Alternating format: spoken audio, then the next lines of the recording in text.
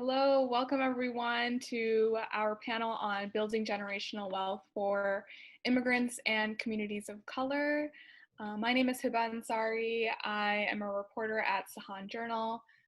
If you're not familiar with us, we're a nonprofit news organization that covers issues concerning Minnesota's immigrant communities as well as the general communities of color in the state.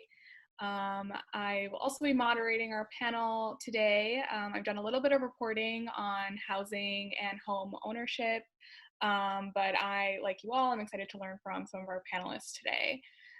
So first off, we have Johanna Osman. She is from the Sakan Community Resource. A native of Michigan, she received her bachelor's in conflict resolution, focusing on the Middle East. She also has a master's in nonprofit management. Johanna is the executive director of Sakan Community Resource. She serves as a trustee and advisory board member of several social service organizations. Johanna seeks to promote thriving community economies by tapping time-honored cultural models. Next, we have Roxanny Armendariz. She is from the Neighborhood Development Alliance. Roxanny wears many hats and many titles. She is the financial counselor and educator with the Neighborhood Development Alliance. The group works primarily with low-income and Latino residents on housing through counseling and educational workshops. Next, we have Hodan Ahmed from the Chase. She is the Chase Ventura Village branch manager. Hodan is, she regularly works with community members to find solutions to their financial needs, from financial literacy to home ownership. And lastly, we have Anisa Hajimumin, the Office of Immigrant and Refugee Affairs Director at the Department of Employment and Economic Development in Minnesota. Anisa's office oversees the overall immigrant and refugee affairs in the state, addressing challenges they face, including language access, employment and training, workforce development, and business startup, as well as technical development. Anisa is a seasoned entrepreneur, business executive, and government leader. So we've got lots of great topics to discuss today, so I'm going to get right into questions. If you would like to ask a question of our panelists, feel free to send them in the chat, and we will get to them during the Q&A session at the end of the event. So to start, Anisa, can you walk us through some of the different methods and options when it comes to building generational wealth? Hi, Hibah and everyone. Thank you for having me. It's great to be here. If I could say some more, when we talk about generational wealth, it's not really something that oftentimes applies to immigrants and refugees per se, because I know myself when, we lost everything in the civil war in Somalia, and my family had to start from zero. And with that, of course, it's really not easy. However, to build generational wealth, of course, you would have to have access to savings, trust funds, business investments, and other ventures such as e-commerce and tech startups, which in my experience, and also as an immigrant and a refugee individual growing up in the States, I haven't seen many community members have access to that. However, for the immigrant and refugee communities have been successful in starting up small businesses like retail shops, halal meats, or shops that they sell their cultural and foods that they want to share with the rest of the communities. But also recently real estate developments, because of the housing crisis and the rental being really extremely high for many families. And for that matter, of course, that's still not considered wealth, until of course they are able to build it, so then the next generation can take advantage of. And I feel that the immigrant and refugees are still really behind on that. However, one of the things that I feel that many of the community especially Muslim communities, immigrants and refugees, are not able to participate in ways that they can build generational wealth has to do with the fact that lack of Sharia law, with many of the loans available being applied into, are one of the factors that really hold communities back. But definitely, you know, just because there are a lot of businesses or there's a lot of power spending doesn't mean that they're really building generational wealth. But definitely, one of the things to help create that would be to create sustainable wage income and raise funds between communities to create the wealth that they wish to see continue throughout different generations to come. And that is, of course, comes with different factors, and educating the community and understanding that when families move here and their children are either born or raised here, it means that they are here to stay. But of course, many immigrant communities believe the opposite, which is to be able to send their children to school and then to go back and save enough money to go to whichever country that they come from. I'll stop right there, Hibah. Well, I have another question for you, so get ready to keep going. You also hold regular forums and discussions with immigrant and refugee community members.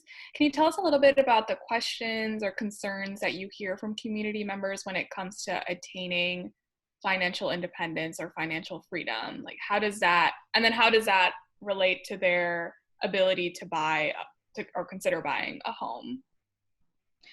It's too many to count them or share them here, but at least the four of them that come to my mind is lack of access to resources.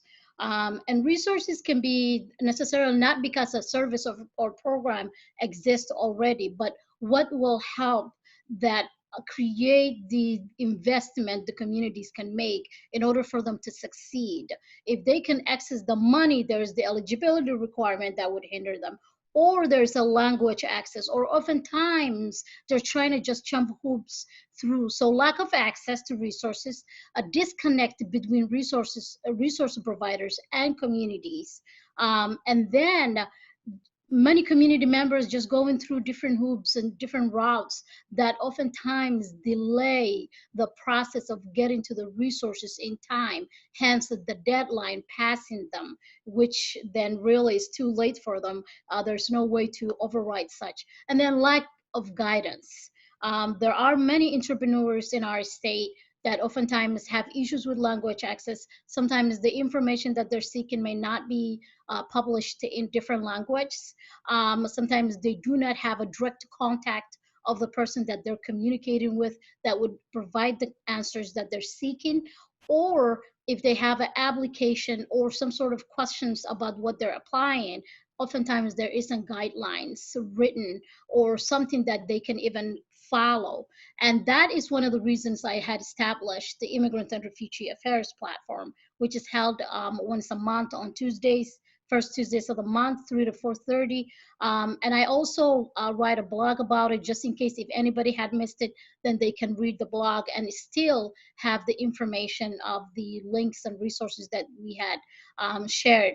And what I do is I bring different stakeholders that would join us, share the programs, services available to the communities, especially immigrants and refugees, create the contact list or persons that they would communicate with, and ask questions. That way, then the community leaders, advocates, and members have access or chance to ask questions that they oftentimes may not have a chance to ask directly, and also follow up any additional resources that they may need help with or guidance.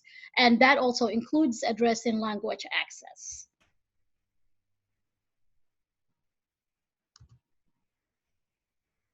I will open this next question to any of the panelists.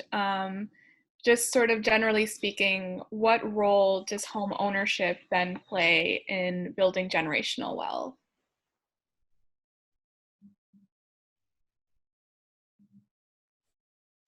This is Johanna. Home ownership is really what started our organization. a second community resource started in 2016. And we had a group of about 15 people that came together after discussing all the changes, the new innovations in Islamic investments, and the idea that for once Muslims could actually invest and save money, not just save money in a box under the mattress, but to invest it and let it grow while people are doing the work that they normally do. That was one like window that opened to home ownership. We have in Minnesota at the time in 2016, we had one, they call it a zero interest mortgage company that was fairly well known in the community, but they were providing no interest mortgages, and they were completely permissible to the Muslim community. But the families that we were serving had no savings whatsoever. And because they had been trying to avoid interest at all costs, they thought that if they did not use a credit card, then that was their, if they just stayed in cash, then that was their easiest path of avoiding interest. But what happens in that situation is that in order to get a mortgage, you must have a credit score, a decent credit score. In order to get a mortgage, you must have savings and substantial savings. And so, and the people that we were serving were families of median 5 kids. And there were no rentals left in, within 100 miles of the Twin Cities that they could rent. And certainly, if they could afford it, they would do it. But the only alternative was to buy a home with a large family, and really if you bought a home, your monthly payments would be reduced, but nobody had any savings. So I was hearing in Anisa's presentation or opening comments, this idea of getting together and learning from each other on how to save and how to invest and how to get ready. So our organization started a monthly home buying class, which is it's a national product called Homestretch, the Homestretch home ownership readiness instruction. But we had it in Dar Farouk in Bloomington on a Saturday when the kids were in the Duksi or in the Quran classes, and then the parents, at least the moms, could then attend our classes.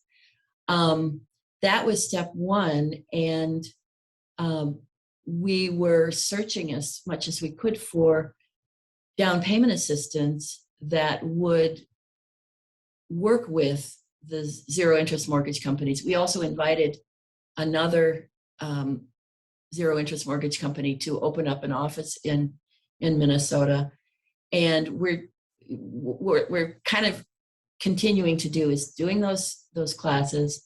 We have more classes, but the down payment assistance runs out quickly when 10 big families go to buy their homes. Then that fund is gone, and then we wait and wait and wait until the next one opens up. But they don't have an alternative. That it's not a good idea. It's the only idea for families in that situation.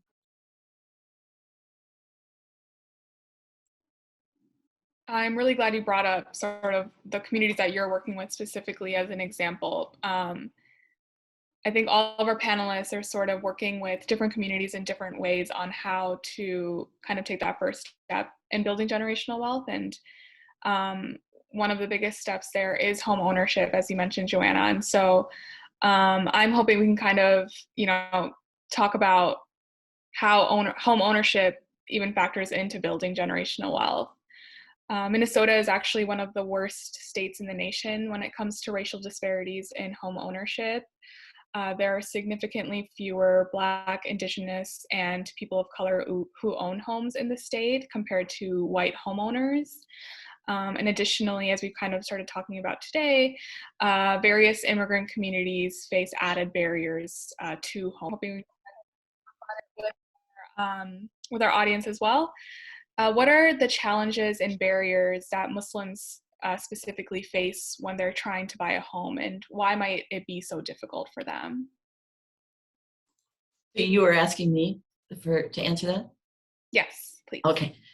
The main barriers, as I said, are the families that we serve are averse to using interest for anything, for student loans or home buying, but home buying in particular, because it is, you're surrounded by it. That is your greatest investment usually in your life. So people who don't want to use interest do not even realize here in Minnesota that we do have alternatives. So as I said, in 2016, we had one main company that was fairly well known, and it was agreed upon across the scholarship. The Islamic scholarship is as being correct and acceptable. But there were a couple other companies. One of them was mostly financing commercially. So they were helping mosques and Islamic centers buy their buildings, but they were not doing residential mortgages. So we convinced them, boy, the numbers are here. You will make money hand over fist if you opened up your products to residential mortgages. And so they set up an office, and so that's the main barrier. But the second barrier is, well, first of all, I mean, the not even knowing that these things do exist in the United States. It was just assumed. You could never find anything that would be halal or permissible in the United States. And that's not true anymore. That's been, developing since the 1970s.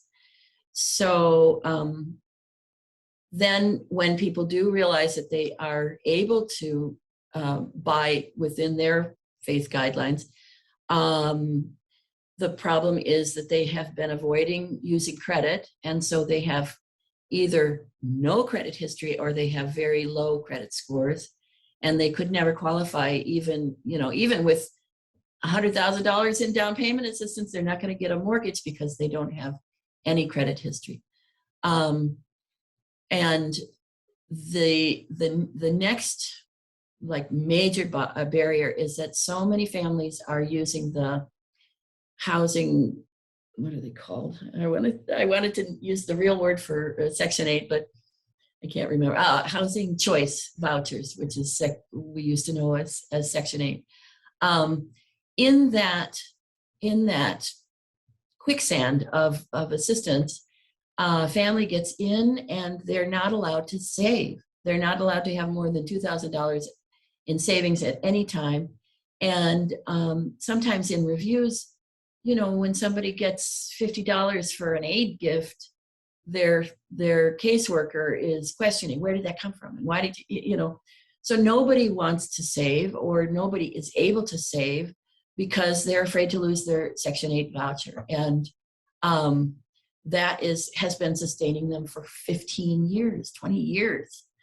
So people are terrified to make that break from the voucher program.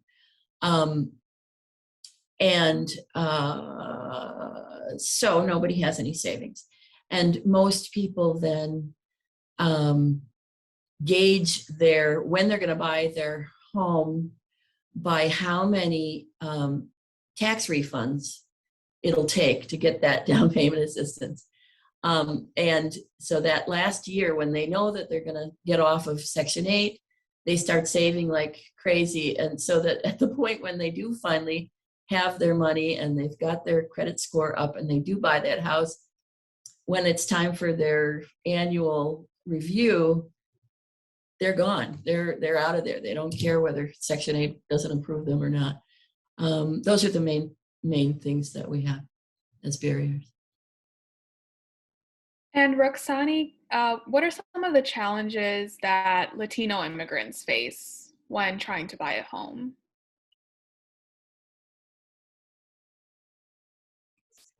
Hi, thank you for having me. I think that when it comes to our challenges and barriers, sometimes it can be similar for a lot of communities of colors. For us, it starts with lack of knowledge, right? We don't know what is the product that is available. How do you calculate how much you can afford for a mortgage? What type of down payment assistance is available? So the first thing is, we don't know enough. There's this lack of knowledge that follow with trust. We don't trust a lot of people, even in our own community. And so when we're talking about the Latino community, there is this diverse community within the Latino community. We have the Mexican community that were very different with their finances versus the Ecuador community versus the Cuban community versus the Puerto Rican community. So to generalize, I think that it's just overall, it's lack of knowledge, and then when we kind of set up the goal, we do have a little bit of knowledge per se. We just don't really know who to trust. How much do we have to say? How much we have to keep silence?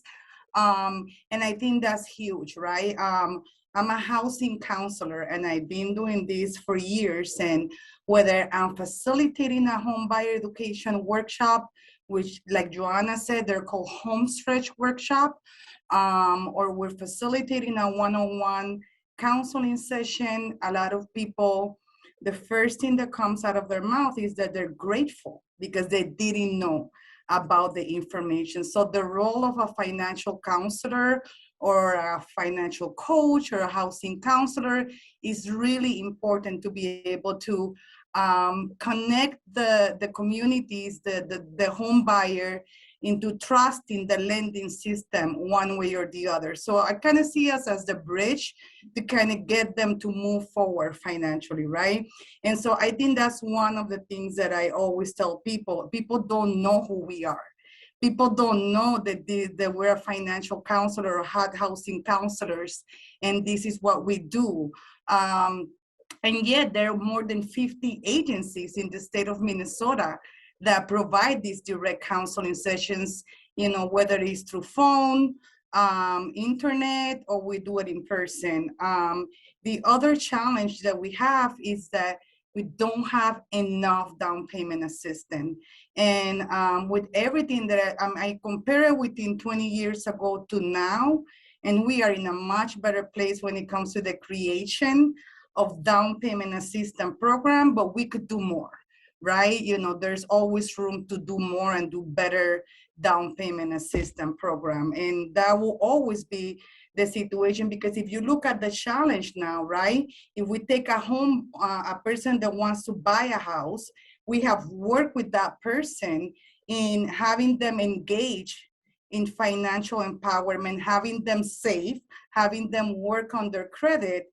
All of a sudden, this person qualifies for a mortgage, but they get outbid in today's market, right? And so it's like, it doesn't matter how much we're getting people ready right now. It's the market that is determining who's gonna get into the house and who doesn't. And so that's, you kind of have to look at the factors. So it's like, yeah, we have the down payment assistance program going on right now, but the market today is not allowing these first-time home buyers to get into good houses, right? And the ones that they found, they're houses that need a lot of repairs, right? So that's one of the challenges that we see. We need more down payment assistance to be able to compete with today's housing market and to be able to get people of low income or in the Latino community. The other thing is that we need the creation of credit building programs, right? We need to change the narrative of getting our community to look at credit as an asset, right? And so in order to do that, once we get our community to believe that credit is an asset and it will be the next step to get us moving financially, you know, we need the creation of more credit building program. And so those are some of the things that we look at the challenge, right? The down payment, lack of trust. We need more credit building programs. But at the end, you know, I kind of want to say that, you know, when it comes to the Latino community, we're good savers. We do believe in saving. We do believe in, and we're hard workers, you know, and homeownership is sort of like a must. Like there's no question about it. You will become a homeowner, right? It's just a matter of when. And so it's a goal that is shared in our own community, yet it will be better if we have better products and better down payment assistance. But I really believe that is something that we share across all communities.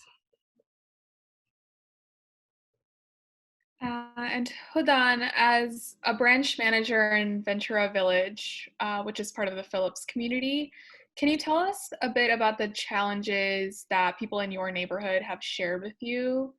And can you also talk a little bit about how immigrant and refugee community members are using banks as a home lending resource? Awesome. Hi, everyone. Thank you for having me. So some of the common challenges that we face in the community are areas of financial health. I know the other panelists already touched on those areas. Often clients would come to the branch looking into how to build their credit or how they can even start a credit so that their credit score is better. Or also some of the clients looking into home ownership don't even have enough down payments or closing costs saved aside for them to be homeowners in the future. So where we come in is to educate those clients. So what we do here at Ventura Village's bank location is that we educate our clients on matter of credit building by showing them ways on how to build their credit, how to monitor through. There's a feature that we offer on called the credit journey on our app, where they can simply monitor their credit score and see what are the factors that are affecting. Some of the clients don't even know what is in their credit history that is causing problems. They have credit cards, they're paying on time, but they don't have enough information. So the feature helps them to monitor their credit and see what are all the factors that are impacting their credit history. We also help with budget keeping or budget building, where we tell them like, hey, if you're buying a house in the near future, what you can do, how you can do it, how you can save it. To overcome those challenges so that like once you are ready for home buying, you saved enough, your credit score is looking good. We also conduct home buyer workshops for the community, where our community home lending advisor comes in plays. Michael Henson, he's on the call today, and he coaches, not just talking about our products and services that we offer in the bank. We educate clients by conducting those workshops and letting them know how they can get to a home ownership, what they need to do in the so that they can afford a home purchase in the near future. So those are some of the activities that we can do. In addition to that, we also offer a down payment support or closing cost support, depending on the zip code that they live in, where it's up to $5,000. or 2,500, where we can offer that and support them with the down payment to the clients that are struggling with the down payments or closing counts. That's everything that we do to educate them, and so that they are ready and they feel comfortable when they're making that decision of home ownership. So I'm hearing a lot about workshops from our panelists. So if you at any point today get a chance to maybe send a link to signing up for any of those workshops in the chat, it might be helpful for anyone in the audience who's interested. Anisa, can you tell us a little bit about the role, if any, that the government typically plays in addressing challenges associated with home ownership, particularly for Minnesota's underrepresented communities? Sure. Thanks, Hibah. All the listening to other panelists and, sharing the challenge that they've seen and the issues that really exist. I believe it's not just limited to Minnesota, but it's all overall United States. People of color, immigrants and refugees, and also the Muslim communities have hard time accessing zero interest loans, despite having workshops and educational background and understanding how to own a home. But I can tell you that until the community itself understands its own power spending, it's going to be really difficult. And in terms of creating policies that will eventually create the full access for not just people of color, but even for Muslims to access interest-free loans, whether it's repairs, although some of them do exist now, or down payment and mortgage free of interest.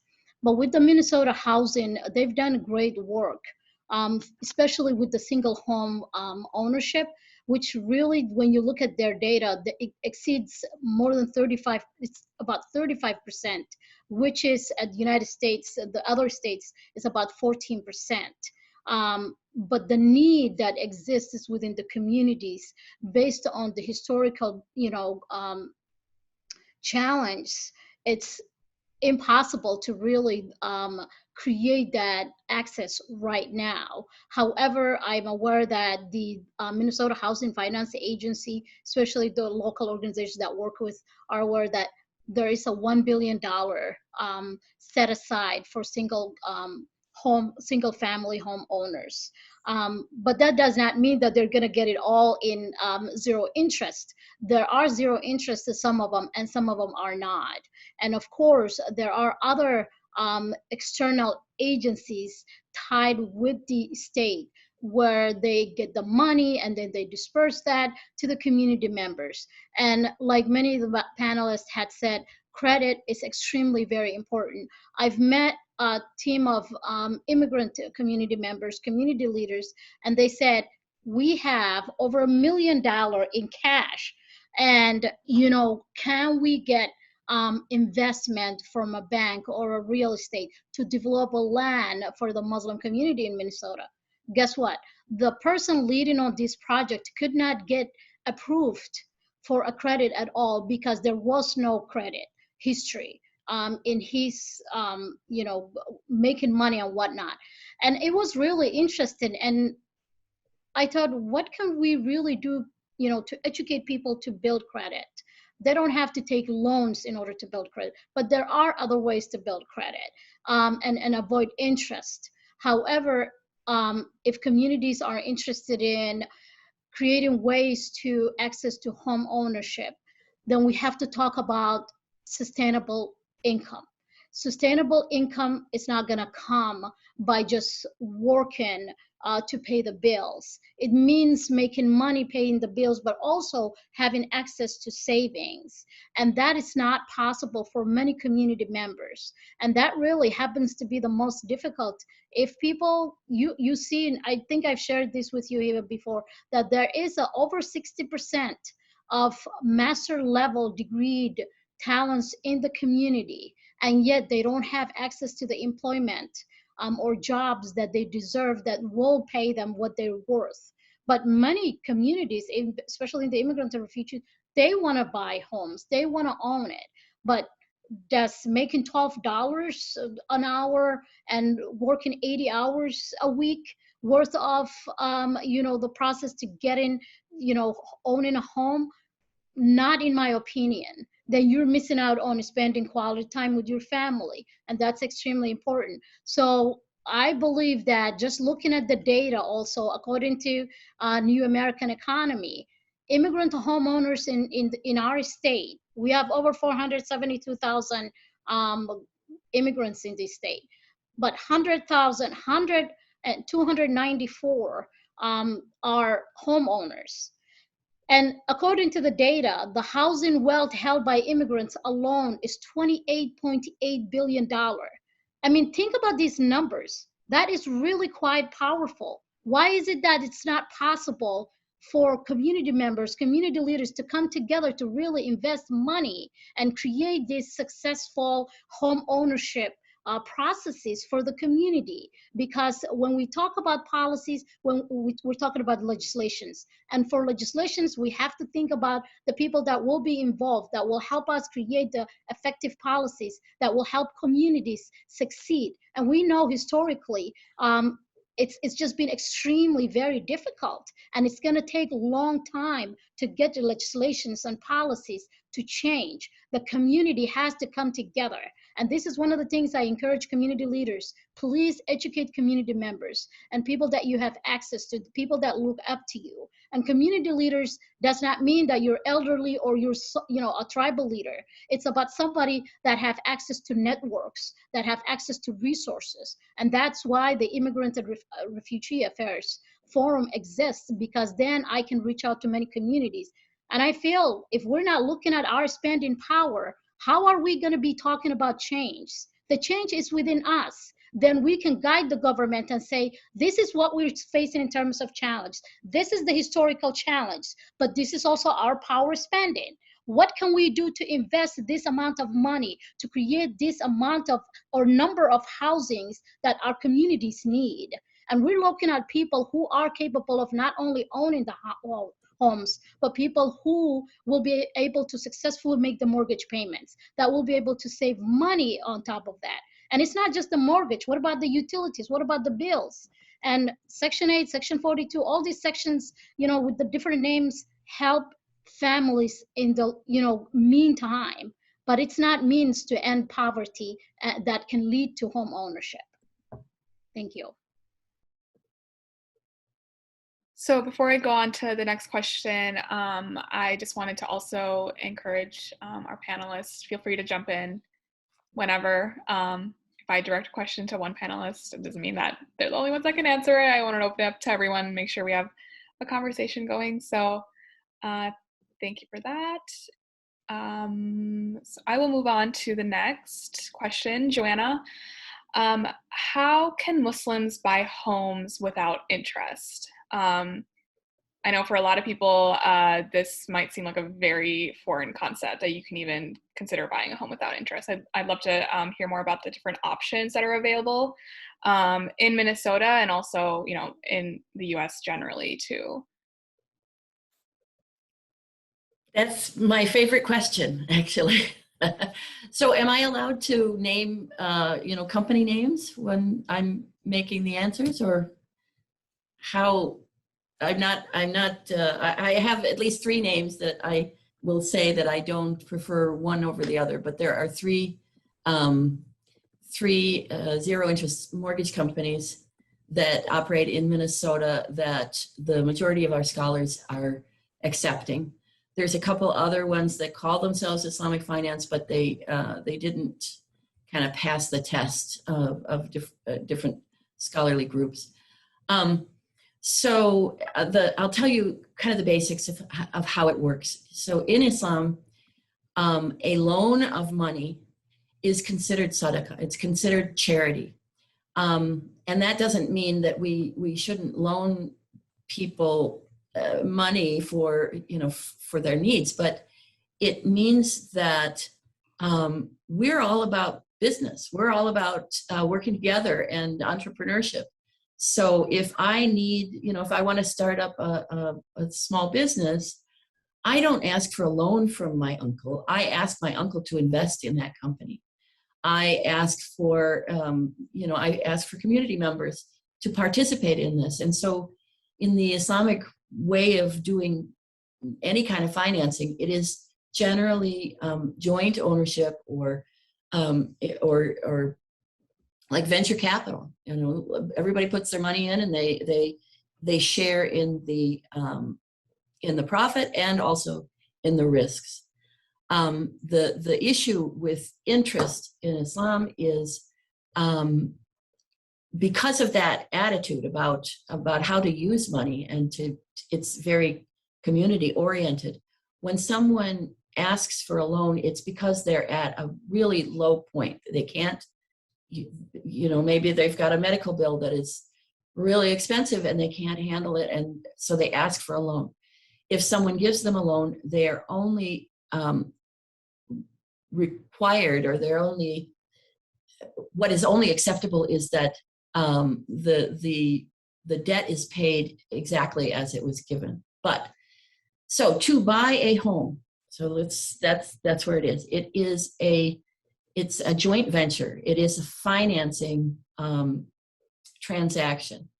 So the most easy to understand model is called a cost plus model. It's like the finance company acts as a wholesaler. So you go to, so the two companies that operate in Minnesota are University Islamic Finance, or UIF, and the other one is Devon Bank.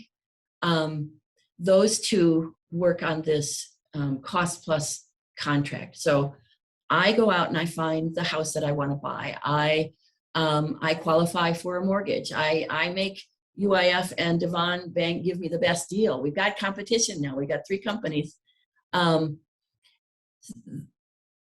Let's say Devon Bank decides to give me that mortgage at a certain profit rate. The profit rates look very similar to the common interest rates. I mean, they're tied to the market, so that because they're businesses, they're going to make money with this, or they're going to lose money if they're charging too much or too little. So if I go with Devon Bank at the day of closing, Devon Bank takes my down payment, maybe it's 15%, and they add their 85%, and they buy that house with one contract, and then they turn around and have another contract with me, and I start to buy them out. So they're selling me their 85% equity in that house. Plus, because they're allowing me to reduce my payments down to small amounts, handleable amounts over 30 years, they charge me for that convenience. They're risking just as I am in this thing. So we're sharing a shared asset, and over time I will buy out the major partner. That's the most easy contract. The other contract that is well known here is Guidance Residential. They have two contracts going. They do the same thing. They buy ahead of time, and then they sell to me as over time. But they just sell it for what they bought it for. But the way they make money is at the time that I bought the house, maybe I only have 15% equity, but I'm living in 100% of the house. So they charge me rent on the 85% that I don't own yet. And every month, as I buy more of the house, I pay less for the rent. So over 30 years, they make a good chunk of money. That's the explanation, the basic, easy explanation of it. But they are not loans. They are never loans, and that's why the money that I pay them is not interest.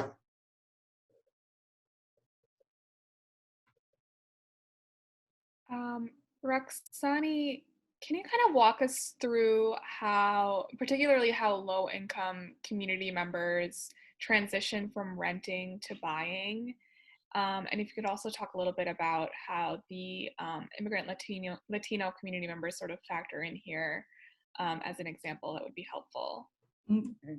So when it comes to how we transition from renting to housing, I do believe that the best way to look at it, and I think that it doesn't matter whether you're transitioning from renting into owning, is, you know, introducing financial literacy into the conversations, talking to, for a lot of us, I feel like, and I remember when I took a training on financial literacy when I came to the United States, I remember feeling like, oh my God, I should have known this. Oh my God, I should have just done this.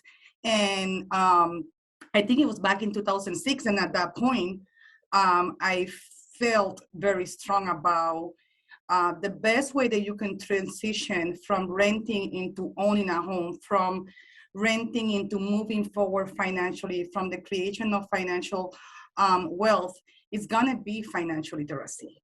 You know, we need to, as a community of immigrants, we need to understand when we come over here how to file our taxes correctly, the importance of understanding that system in order to trust it, right? And then we move forward with the banking system, right? It's very different than what we used to have in our country, right? And so we talk about the lack of trust, right? Where do we put our money? You know, we usually save our money in our own house, right? We don't want to put it in the bank. And so understanding that, and then credit, how do we introduce the concept of credit? Because we're more used to the idea where you do layaway, right? Where you buy something and you make payments on it, and when it's finally paid off, you take the product. But over here is you get it now and then you pay later, right? And so it's a whole different game. And then talking about how to save for your retirement, right? How to prepare yourself for retirement. And so for me, the best way to move from renting to owning a house is feeling secure about your finances, is understanding your finances. And it doesn't matter where you move from one renting unit to another renting unit, or you move from renting to owning. It's just having a good grasp of your finances and understanding how those emotional barriers play a fact into how we move also to, like, people don't want to talk about feelings. People don't want to talk about how we feel about credit, how we feel about managing our money. And we need to start talking as a community, right? We need to start talking about those barriers, because that is pretty much the barrier that get us stuck into renting when we know that we can be homeowners. A lot of the renters are ready to become homeowners. They just don't know a lot of their information. They just don't know if they're credit ready or not. And so starting with the basic of financial literacy is very important for us in the Latino community. While they're doing that, I believe there's a program called the FAME program. I don't know if you guys are familiar with that, which is the Family Asset for Independence in Minnesota.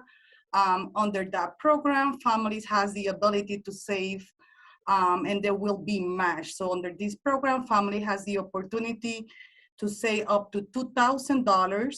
They will receive $6,000 for a total of $8,000. And they could use that as a down payment assistance. They can use that for the unpaid principal of their house.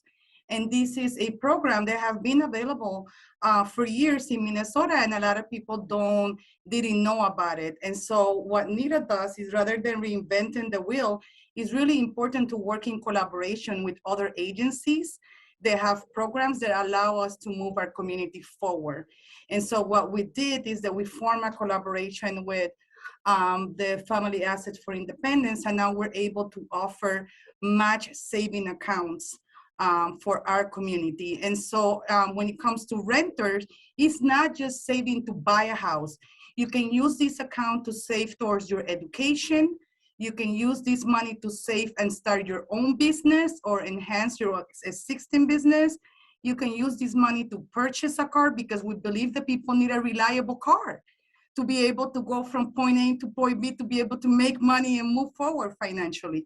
And so the FAME program is one of those jewels that have been hidden, and a lot of people don't know about it.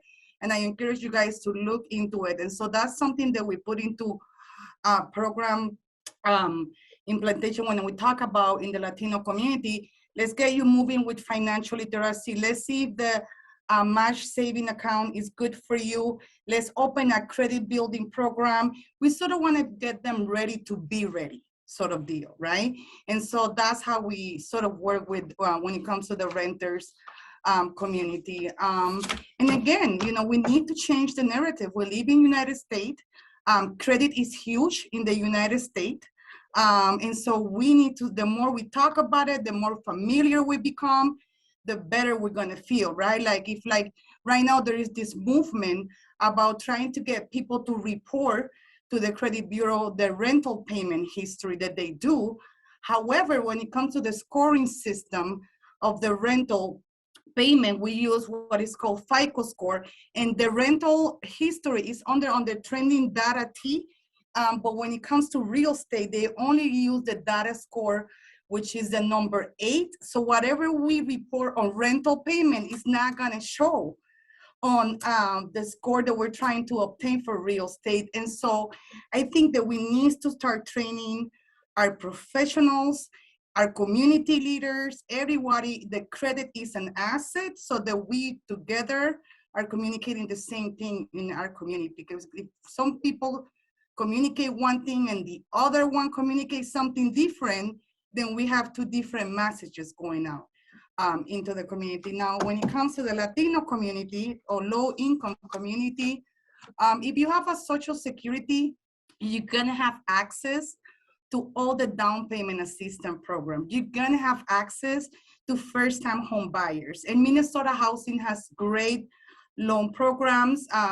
And we have a matrix of all the different first-time home buyer program. I mean, there's over 70 programs for first-time home buyers, right? So when you're gonna buy a house, you think that there's gonna be only 1 or 2 programs available for you. There's 70 programs. So it kind of is worth to just sit down and kind of look into it. But however, there's this part of the Latino community that will need to utilize what is called an I-10 mortgage, okay? An I-10 means individual taxpayer identification number. That's what it stands for, right? And when it comes to the I-10 loan product, families need to put 10% down as a down payment on that type of product, but the interest rate is 7%. You know, and so when we talk about generational wealth and talking to our kids about generational wealth, it's really hard to just give half of the story, meaning that a person with a Social Security that is legit will pay $52,000 on borrowing $100,000 versus a person with an I-10 will pay $142,000 for just borrowing $100,000. That is the difference, you know. And so in my community, I will always speak the truth. You know, we're not gonna run away from home ownership. We're still gonna save the money and we're gonna try to buy the house, you know, but it's really hard to talk about how do we create generational wealth when we have to pay 2 or 3 times what other community pays for owning a house. And it's hard for me because when these questions are being asked, you know, I don't know what to answer. It's like, what community within the Latino community do you want me to talk about? You know, what is proper to say and what's improper to say? I am grateful that at least we do have a program available in my community. However, the cost of that program doesn't allow us to create or talk about generational wealth. And so it's hard, but this is where we stand. And in our end, we hope that the stakeholders and lenders that are paying attention to the financial power that the Latino community has in Minnesota will be able to come together and better access for us, and that will allow us to keep some of the income that we make rather than you know, earning all this money and giving it out. It's hard. The concept of interest is hard to talk about it when you calculate it, you know, but we have to talk about it, you know, and because that's the only way that we're gonna break this poverty that is among our community, among my community. I'm talking to my kids about generational wealth, and I'm telling them, look, it's hard for me and your dad, because we didn't have nothing to pass on to us. So we now have to create generational wealth for us to make sure that we are being able to take care of ourselves when we age, but we also have to create generational wealth for you guys and make sure that you guys are mentally ready to move forward, continue to move forward that generational wealth, right? It's not just working hard and just leaving that to them. It's getting them to really join the values of, you know, we're saving now so that we can have a better generation in our family, so that our next generation doesn't have to struggle like we did. And that's some of the things that we're talking. So when it comes to renter or homeowners, for me, financial literacy is one of the ways that we can break barriers. When we learn how to talk about it and heal about what we did wrong, about what we have not been doing right, about what we're never going to be able to achieve, we have to start talking about it.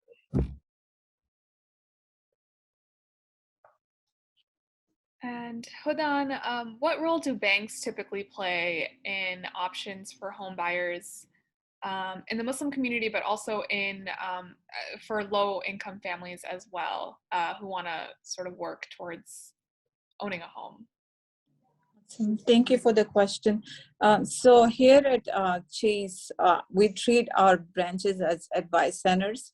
That means we educate clients before getting into the product and services that we offer. So education, like I mentioned before, it starts with credit building. If they don't have a certain credit score, they're not going to qualify for a home. So to advise them with how to build a credit by sharing our personal stories. I, as an immigrant, I came to the country 10 years ago, sorry, and I've been into culture shock when it came to credit score, and where we come from, we don't know anything about credit or what credit product means. So to be able to speak to that and share my story, and I know they have challenges with not accepting interest and all that, to educate them how to have interest-free credit cards by paying their payments on time, by looking into their credit and monitoring what they have on their credit history, and to be able to educate and speak to that. All of our team members here come from different countries, especially to the Ventura village location. We come from different parts of the globe, and we speak to our personal stories, how to build credit, how to save for a home ownership, and to educate clients that paying a rent does not help you at all with your credit score. It doesn't at all. So to be able to speak to that and share our personal stories, that's where we come in. And we also have the community home lending advisor on site that speaks to specifically home ownership and how to be able to qualify for a home in the near future, what they need to do. By listening to the community and hearing their concerns, and also talking about what is getting in front of them to be homeowners. So that's where we come in. I know Chase does an amazing job with their mobile app, where you can find all the resources on your mobile app, and you can even get notification if you're qualified for a credit card or a home purchase, and they can get ahead of it and say like, hey, so some of the clients come to us and say like, hey, I got a notification, what does that mean? So to be able to speak to that and talk to them about it and educate them before even getting into the product itself. That's what we do here, specifically at Ventura Village branch, because we're also the community center, and we're focusing on listening to the community, hearing their concerns, and educating them. Whether they're a 1-year immigrant or 10-year immigrant, we treat them fairly and give them the same level of service, to begin with financial health and then lead to home ownership. Michael Hansen, our CHLA, Community Home Lending Advisor, is on the line too. Michael, do you want to chime in? Anything that I might have missed? Yeah, absolutely, Hodan. I'm happy to chime in. I want to shout out Roxanny for her comment earlier. She mentioned that credit. A lot of the times we have to use credit as an asset. A lot of people don't understand how powerful that tool is to help them with their financial needs. Credit is one of the most powerful tools we can have right now. You can have $80,000 in down payment. The idea is, yeah, that you can have $80,000 down for a down payment on a home. The problem is that you're signing a 30-year mortgage commitment to a bank or to a company. If the interest rate is at 4% or 5% or 6%, that $80,000 becomes a lot less, because you're doing a lot more on the interest side, more so than you are doing it on the down payment side. So when I talk to clients here at the branch, we talk more about how do we help you use credit as a tool to benefit and offset the long-term payment. 360 months on a mortgage payment, it's a long time. So the education piece, everybody has talked about it on this call. I think Johanna, Roxanny, Anisa, you guys talk about credit as that tool. The education around credit not only drives motivation for people to educate their friends in the community and the community leaders, it's also is a tool to feel a sense of pride in, like, hey, my credit score is 750. I bought a house, and my interest right now, especially right now, we're at record low interest rate. So imagine if you buy a house for 30 years and you're at 3%, compared to buying a house for 30 years, you're at 6%.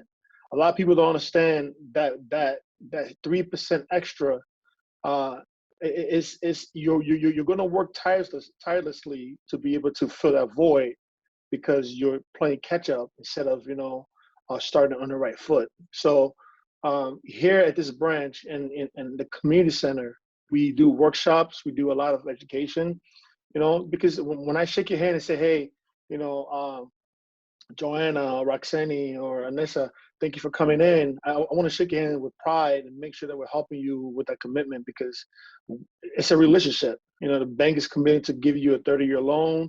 You're committed to pay that back. The idea is to make sure that we form a sense of relationship, so that your understanding of home purchase is important. And just to piggyback a little bit, I want to talk about like the first-time home buyers. A lot of times when clients buy home and they're looking to home purchases, they don't see that, you need a down payment. So let's say you have $10,000, $15,000, 5% down, closing costs. They don't see that. They don't see going from so let me give you a perfect example. We had a client that went from a 1,000 square foot apartment to a 2,500 square foot house, right? The furniture they had in a 1,000 square foot apartment didn't fit in the house. So a lot of clients would go into buy a new home and kind of go into debt, because you're buying furniture, you go into a lot more. Your credit card gets maxed out on the first 3 or 4 months of buying a home. So when we educate clients, we lay it out, I'll say, Hodan, this is what we have, this is what you're doing. You have 10% down, you have 20% down. We got to take a little bit off so that we kind of help you, when you buy a home, because you want to live in your home and be comfortable. Educating our clients about credit, educating our clients about what the process looked like from day 1 to day 45 or day 60 when they get the keys to the home is super important to making sure that we help them just value the credit piece, the deposit piece, the down payment, and be able to talk to their talk to their friends and family about what it looks like from helping assisting customer in this area.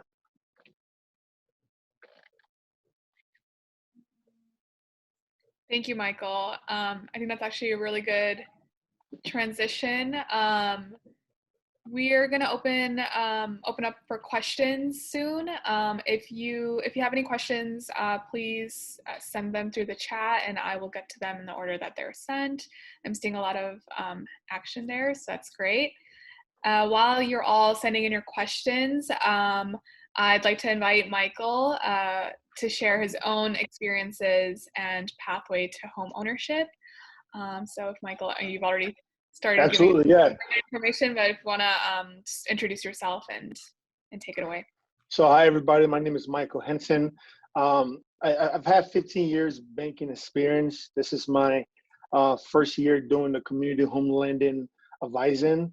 One of the reasons why I got into the home lending advising is because so I grew up in North Minneapolis. If you are from Minneapolis, you know that North Minneapolis is one of the places where the low income comes from. My mom is a single mom growing up, living in an apartment most of my life. She worked 2 jobs to put us through school, provide food. When I went to college, started working at the bank, I started learning about home ownership, and I thought that that was an important way to build generational wealth. I realized a lot of clients that were coming in who were paying off their home after 20 years, after 25 years, are paying a home, and they're free and clear. If you know how property value works, it's an amazing thing. 6 years ago, I bought my first house, and I knew a little bit about the transition of buying a house, going from an apartment to a house. One of the things that I quickly realized is that when you buy a house, you go from an apartment. Some apartments are places you live. You don't have to pay heat. You don't have to pay for some of the utilities are kind of into the rent. So if you're from Minnesota, you know that in the winters your heat has to be on. You cannot have your heat off. So the idea is you go from paying $1,200 for a mortgage. You want to be prepared when you buy a home to at least put money aside to be able to pay those long winters that we have. So being able to have a portion save up. But I bought my first home. I learned I kind of learned the hard way. PMI was one of the things that I didn't know a lot about. It took me 2 years to figure it out. And PMI is a home mortgage insurance. If you put a lower down payment, you have to pay PMI because the mortgages, the banks want to protect themselves in case you're able to make your payments on your home. So a lot of things that I learned kind of the hard way, kind of fixed that. I've been a big proponent to making sure that I talk to clients about what that looked like. If you're putting X amount down, if you get a PMI, you do qualify to refinance your home within a year or so that you can get rid of that. The education piece is important. So first home, things didn't go as well as planned, but I learned a lot. I was able to educate a lot of people about it, a lot of friends, a lot of clients, more so than anything. Within 2-3 years of owning my first home, I had some equity built up in my home, and I was able to buy my second home, which now I'm using as a rental. And 2 years ago, I bought my third home, using it also. Generation wealth through home ownership is understanding the credit piece, knowing how to use your credit as a tool to help you build generational wealth. I think a lot of people see credit as credit card, car loan. I see generational wealth when I talk to clients. If you have an 800 credit score, why would you not buy a second home? Or why would you not use that for opportunity to take care of your kids, to leave some wealth behind? And this is how you do it. If you have equity in your home, use the equity to buy another house. If you have equity in home, use equity to pay down debt. A lot of times people don't understand the value of that. So educating clients and friends about what that looks like has been a powerful tool that I've used over the years to help clients and friends out. And I just think that when it comes to the concept of starting to change the narrative of credit as an asset, it just doesn't just relate to credit when you're buying a home. You know, it will relate to your home insurance. It will relate to what Michael just said, that PMI. We need a credit score for qualifying for a mortgage product, but we need another credit score for qualifying for down payment assistance.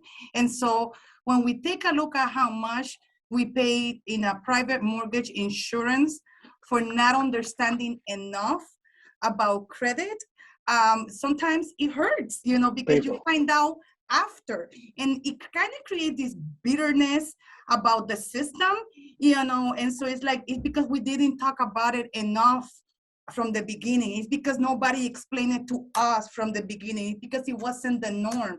So the narrative have to change, where we start looking at credit as an asset, because it's overall going to benefit us in everything, from car insurance, from where we rent, you know, for where we purchase product. And so I think that that's one of the things that we want to focus. Credit building programs, you know, it's just don't wait until the last minute when you want to reach a goal to start building your credit. You know, we offer a credit building program for $120. You pay $10 per month, and we report to all three of the credit bureau, creating a trade line of credit. Because that's another thing.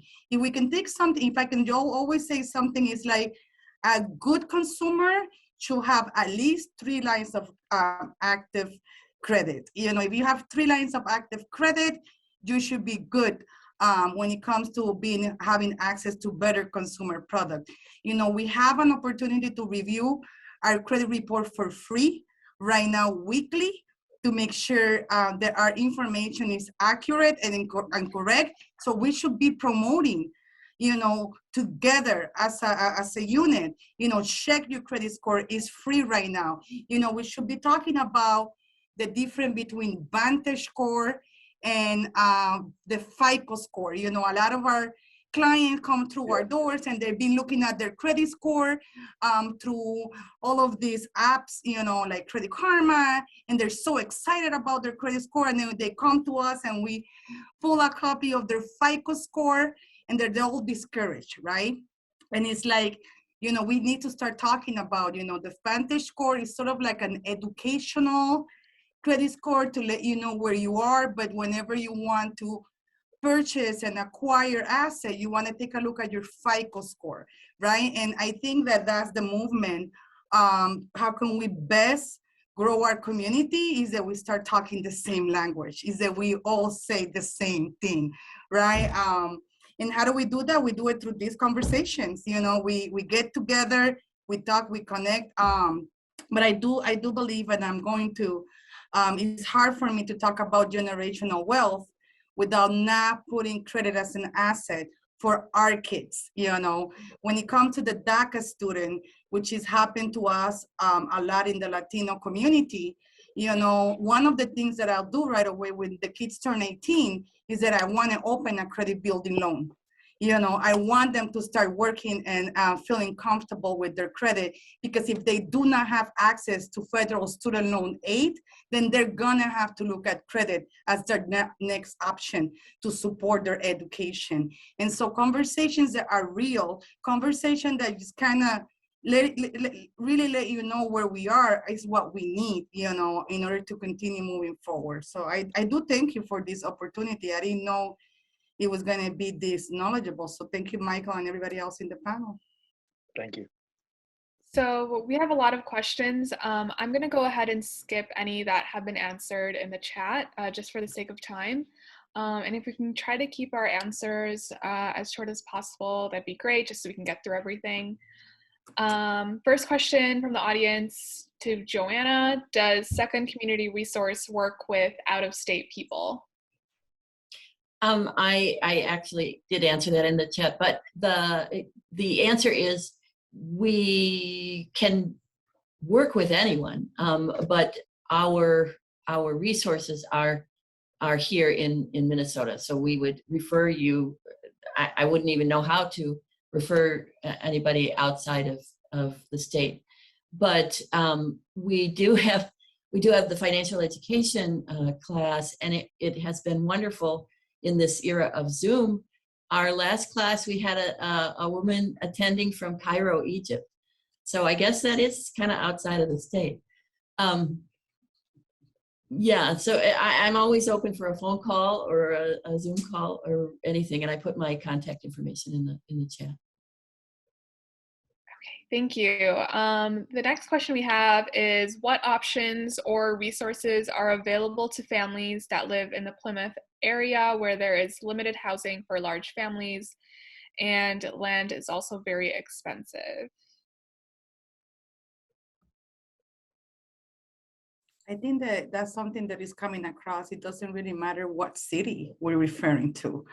I think that the prices right now in the housing market are so high that it just doesn't matter. I mean, you can put a house in the market, let's say for $250,000, and that house will sell 30 to 40,000 higher. And so it's not a matter of down payment assistance. Hennepin County has a great down payment assistance. The different cities have down payment assistance available. It's just that we are being outbid. Low income families are being outbid because we don't have enough money to compete in today's market, and that is the reality. Maybe 3 months from now, the reality will change, but the reality right now is that, yeah, we can qualify people. Yeah, the interest rates are super low. But what do we do when somebody else come in with $30,000 in cash and say, that offer is going to be accepted, and how many no's? Well, sorry, I feel sorry for the realtors that they have to call back their client and be like, no, they didn't take your offer. It's just like an emotional roller coaster that you go through when going through this process. And so for me as a housing counselor, I'm proud of the work that we do in our community. I'm proud of everyone that is talking about education as an asset. We need to start talking about a home stretch. Is the workshop that Johanna was talking about. We also have the other option, which is framework. Home stretch is a home buyer education workshop. It's a 9-hour workshop, and they have everybody from the housing industry, from a lender explaining what their role is, a realtor, a home inspector, a title agent, insurance agent, and they all pretty much explain what their role are and what's out there, right? And then you can see this class in multiple languages, right? So for our community, they can see everything that they're going to sign at the time of closing in Spanish, so that later on, we as a community cannot say, well, no, I didn't understand what I was signing. Well, nobody explained it to me. No, now we have it in our own language. Right now, we created accountability on our part. And then we have framework, which is a home buyer education workshop that you take at your own pace and your own time. And so people do have options. So promoting these two services, promoting the one-on-one coaching or counseling is key when moving community forward. I'll just summarize it into, supply and demand. We have very low inventory and a large demand in clients who's looking to buy a home. Everybody wants to be in a home. I mean, it's safer, sense of pride. So, I mean, Roxanny said it perfect. The idea of somebody offering 50,000 more in the Plymouth area, especially, lenders and, other places is going to run to that offer first because, give them a little bit more sense of security. So the next question is for any of the panelists. Have you looked at other contributors of generational wealth gaps that exist, for example, in education and income? And then do any tangible policies exist that correct historical redlining? I can speak on one in terms of the income and helping in terms of workforce development. There has been a approval for $1 million made available to the African immigrant community members that now local organizations can take advantage of. And also, there will be money going to the local community organizations that are certified community financial organizations that will be providing business grants to small business owners or people that want to start businesses. Policy changes really take long, but there are a lot of resources out there that sometimes I fear the community isn't aware of. And having the conversation, coming together like this and sharing, you know, the resources and information is one of the ways to update communities. And also, even for myself, being part of the state, being aware of, like, if communities are not aware of like the credit scores and the FICA, and Roxanna talked about it, and Michael, it's like some of these materials, if they're not available in different languages, it's going to be extremely challenging for many people to understand. And many immigrant and you know, refugee communities are headed as the head of household by women, and you know, making ends meet. So definitely, I really appreciate, but those are some of the things happening over a deed. And there's also the apprenticeship certification grant available at Department of Labor. And I can also share that information because we had shared on the blog as well on the forum. And that actually is a grant available to the local organizations where they can reach out to pipe out communities and create these opportunities for them that will help them develop the opportunity to have a successful wage income. I also think that looking into the Homeownership Alliance is also another way that we can connect to what is out there. I think that the Homeownership Alliance, along with the Homeownership Center, have not been put out there a lot, but they do great work. And so the Homeownership Alliance is sort of a group of professionals from the lending, real estate, community and government organization that has come together and formed this alliance to make sure that they close the gap in home ownership in communities of color. So right now, I think that they have around 50 group of all of these services that have come together, but we need more people. And so if you are looking to learn more about how to close the gap in homeownership of color, please look at the Homeownership Alliance as a tool. Please take a look at the Homeownership Center and kind of see the great work that they're doing in the communities to make sure that we close the gap. But the Homeownership Alliance, you know, if you want to learn about what are the credit building tools that are available based on their counties, how do they work, who to contact, the Homeownership Alliance has all that information. So you can either become a member of their alliance or sort of look at them as a tool. Thank you so much. I think we will wrap up there. We're also going to be sending a post-event wrap-up note to all of our attendees today, and that will just have a summary of a lot of the information that we talked about today and possible future events on building generational wealth in other ways. Today we focused on home ownership. Hopefully in the future we can talk about some other issues as well. I wanted to thank our panelists for sharing such great and complex information in such a short period of time and in such an accessible way. Thank you to everyone who attended and sent questions. Again, we'll be in touch after the event. And lastly, thank you to JP Morgan Chase for sponsoring this event. Some of our panelists have sent their contact information in the chat, so if you have more questions, you can feel free to reach out to them as well. But other than that, thank you so much, everyone, for joining us today. Thank you. Thank you.